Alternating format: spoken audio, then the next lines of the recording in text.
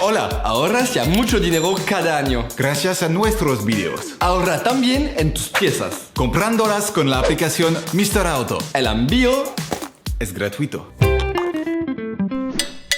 Corta el contacto de tu coche y echa el freno de mano. Levanta el brazo de limpiaparabrisas. Para quitar la escobilla, presiona y simultáneamente desliza la escobilla hacia el exterior. Para ponerla nueva, acércala tal cual ha salido y deslízala en su sitio. Escucharás un clic de la pestaña donde se engancha. Vuelve a colocar todo delicadamente en el parabrisas. Levanta el brazo de limpiaparabrisas. Inclina la escobilla 90 grados. Para quitar la escobilla, tira de ella hacia ti para sacarla de su barra de fijación y quita la escobilla. Para colocarla nueva, engánchala en su sitio. Escucharás un clic de la pestaña donde se engancha. Vuelve a colocar todo delicadamente en el parabrisas. Operación terminada. Por favor, apóyanos, dale like al video y suscríbete, sería genial.